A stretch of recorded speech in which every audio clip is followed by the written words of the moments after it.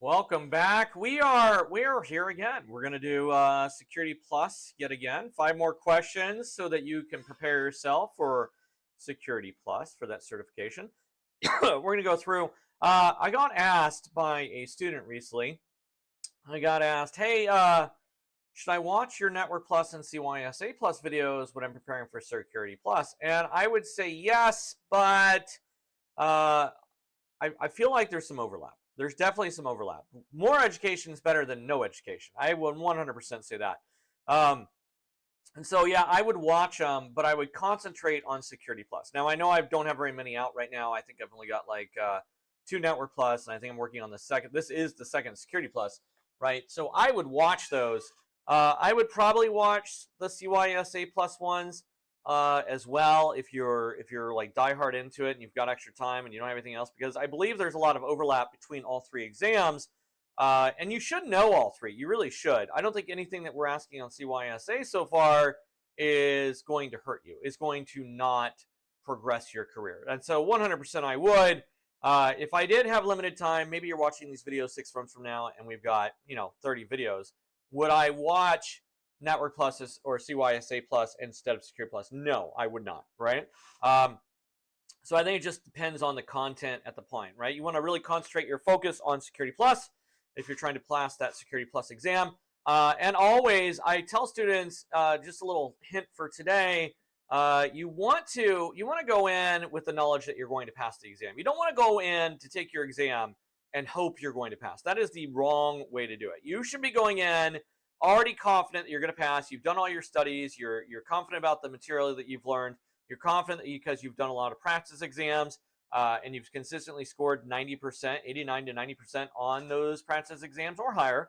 And then when you're going in to actually take the certification exam, you're walking in there as a formality. You've already earned it in your mind. You already own the certification. You're already there. And the mere fact that you're walking in to take the exam is nothing more than a formality when you go to take that Security Plus exam, right? And that's how I would approach this. You don't want to take it before you're ready, because I'll be honest with you, I'm a frugal person, right? I'm married, I've got 2 kids. My wife constantly tells me that I go to work and I do these things because I love it, not because I'm getting paid. I'm pretty sure that she has a tip to the HR hotline at all the companies I work for and all the other stuff, and they pay her. I'm pretty sure that's how it works. I'll be honest with you, I cannot remember my bank account information. It's been that long since I've actually accessed it. My wife controls all the finances in our relationship, and that's okay. It doesn't bother me. She told me that I like it, and so I know that I do. I know that I do, because she wouldn't lie to me. All right, let's get started. Let's get started on the Security Plus questions. Let me bring this up. Okay, we are doing this one first. As always, I highly recommend that you don't Google it. You don't Google it. You don't research it. Answer them with your gut. If you know the answer, great. If you don't know the answer or if you're hesitant, yes, it's okay, because that's what practice is about. We're going to go through the questions, and then we're going to go through it and identify why the answer is the answer, so that you don't have to do all that extra research on your own. All right, first question, number 1. Which of the following is a principle of least privilege? This is a medium. We're starting with a medium right out the gate. So I think last week it was all easies. I think we got some mediums in this one. So we'll give you a few seconds to answer this one and read through the answers. What do you think?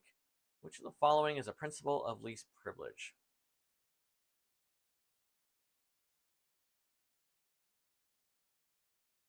All right, get those answers in. We're going to do it. Which of the following is a principle of least privilege? Well, it's definitely not giving all users administrative rights. It is definitely not C. I think that one is the obvious one. It is not C. Definitely not C. Can you imagine if everybody on your enterprise environment had administrative rights? Oh, as an IT professional, I silently screaming in my mind, no, how can you be that stupid? Don't do that. There are a bunch of stupid people out there, especially in an enterprise environment. And I mean that with all love and compassion in my heart. But man, our IT teams and cybersecurity teams, they would never get anything done. Could you imagine? That's definitely not it. A, all users are given full access to all resources. That is not accurate. We do not want to give resources to every user. It's almost as bad as administrative rights. We're like, you know what? You don't have administrative rights, but you can go in and access everything. And by the way, go ahead and download whatever you want. It's fine. It's fine. It's fine. No, data breaches don't happen because of that at any time, right? That leaves us with B or C. Permissions are shared among multiple users, or users are granted access only to resources necessary for their job functions. I feel like this one is self-evident. I know that somebody marked it as medium, but I feel like it's easy. And I'm going to go with B. It's definitely B, right? So because permissions are shared among multiple users, that would be a sharing process. That has nothing to do with least privilege. Least privilege is the idea or the concept that you literally have only access to the resources and information you need to do your job. No more, no less. Just the exact right amount. That is the principle of least privilege. Our answer is going to be B. And there we have it. That is correct. All right, moving on. Question number 2. Which type of malware disguises itself as legitimate software? We mark this one as easy. Legitimate software. What do you think? I'll give you a couple seconds to answer this one. I feel like this one is typical of a Security Plus question. Very blunt, very point blank. It's definitely one that I would expect to see on Security Plus, to be honest. What type of malware disguises itself as legitimate software? Go ahead and throw those answers up. Let's see what we got. I hope you have it in your mind. Here we go. Well, it's not a worm. A worm, well, it's not a virus either. Let's start with virus and worm, right? So I feel like they're one and the same because a virus is a malicious software that bogs down a computer system. It has to be executed, yada, yada, yada. The user has to click on something. That's a virus. And then a worm is just a self-replicating virus. It can self-replicate it into multiple systems and do all the things. So both of those, I feel like, are very easy to get rid of. It's not a worm and it's not a virus. That leaves a rootkit and a Trojan as possible answers. I'll give you a second just in case you answered A or B that you can second guess yourself. What do you think? Trojan or rootkit? Well, a rootkit is below the operating system. It usually takes place at the firmware level, meaning that it's incredibly hard to pull off and it can cause some devastating repercussions to your system. Where a Trojan is just like the Trojan horse. If you're into Greek or ancient mythology, you remember the Trojan horse. They had the 100 soldiers that hid in the horse during a war. Then they all left. They brought the horse in, had a giant party, and then the enemy soldiers came out of the Trojan horse from Trojan, right? And attacked and massacred the entire kingdom and won the victory of the day. That would be hiding within something. That is our correct answer. C is our correct answer. It is going to be Trojan. With that. So I hope you were able to give yourself a crisp high five for that answer if you got that right. If not, if you got it wrong, that's okay. It's okay if you get something wrong. We learn from our mistakes. We don't learn from our successes. If we're successful at everything, we would never learn anything. And as I tell my students all the time, you have probably never met somebody who has made more mistakes than I. I am the king of mistakes in my life, very much so. All right, moving on. Question number 3. What is the primary purpose of a VPN? We mark this one as easy as well. What is the primary purpose of a VPN? And I feel like, once again, if you know the acronyms, I feel like this one answers itself almost. I really do. Acronyms play such an important role in Security Plus that you should definitely be working on memorization of those. The best way to memorize acronyms is to say the word and then say the name of the acronym whenever you're talking. So if you're talking about, say, I'm not going to use VPN, but let's say that you're talking about FTP, right? I would say, if I was learning what FTP stood for, I would say, well, File Transfer Protocol, FTP, and I would say it just like that. And I would do it around everybody, right? And they get annoyed with me. They're like, ugh, why does he always say the name and then the acronym? Because I'm trying to learn the acronyms, that's why. All right, let's answer this question. We'll start with A, increase internet speed. A virtual private network, a VPN, does not increase internet speed. If anything, it actually decreases your internet speed because it is encapsulating your software, or your traffic, your data inside itself. So it's encapsulation. And when we do that, we have a lower internet speed, not a higher internet speed. So definitely incorrect. Hide your browsing history. Well, no, it doesn't hide your browsing history. Well, kind of, sort of. I feel like a VPN, it doesn't really hide. When I think browsing history, I think on my machine, and my machine knows what it browsed, right? So it doesn't really hide browsing history per se. That's how my mind thinks about it. And so I'm going to go, it's not, VPN does not hide browsing history. I'm sure some IT professionals or somebody else would argue with me on this one. But in my mind, if I'm looking at a computer system, I know what I browsed, and my computer knows what it browsed. And so for me, that's browsing history. So definitely not a VPN. Now that leaves a C or a D. We can either create a secure communication connection over an untrusted network or block advertisements. I cannot talk today. Well, it is not blocking advertisements. That would be an ad blocker or a pop-up blocker. Either one of those would do it, or even an antivirus program could facilitate a ad blocker inside of it. A C, create a secure connection over an untrusted network.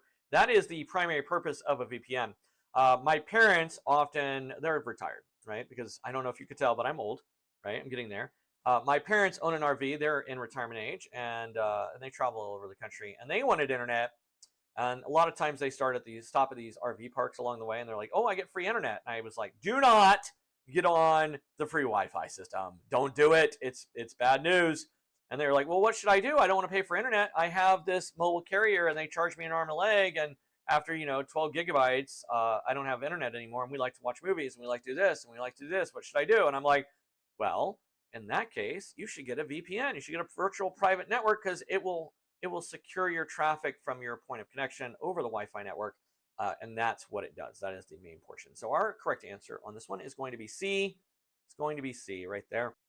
All right, question number 4. Which access control model is based on users' roles within an organization? They rated this one as a medium. Yeah, I would consider this one to be an easy to medium question. And the reason I say that is because if you know the acronym, it's pretty obvious. It is, and that's why I can't stress enough. You got to know the acronyms, right? And this is typical of Security Plus. This is typical of CompTIA exams, where they ask you a question, they give you an acronym, hoping to fool you. But if you know the acronym, you know the answer. It's literally written into it. So let's go ahead. I'll give you a few seconds to kind of go through this. We'll try to tag this one out. What do you think? We go through this. All right, get those last minute answers in there. If you need to, you can always pause the video. So let's go through this one. Which access control model is based on users' roles within an organization? Well, it is not ABAC. That would be attribute access control. Attribute-based access control is based on the attributes that I put in. For instance, we're not talking about height, weight. We're not talking about those types of attributes. We're talking about attributes that deal specifically with the system. That would be attribute-based access control. Definitely not that one. Next one is mandatory access control. This is the most secure type of access control. We use this in a lot of DoD systems. It's the most secure system out there, the most secure point of access control. We use this one a lot of times when we want that extra layer of security. That leaves a DAC and RBAC. I feel like they should have done RUBAC on this question as well. It would have made it a little bit more difficult, but they didn't. Let's get rid of DAC, the discretionary access control. This is the lightest form of access control. This is where the person that owns the data, they decide. They're like, "Oh yeah, you can have access. It's just whatever. I own the data, so here you go." Discretionary access control. When you think discretionary access control, think of your best friend having a Google Drive, and you're like, "Hey, can I get access to that?" And you're like, "Oh yeah, sure, here's a link."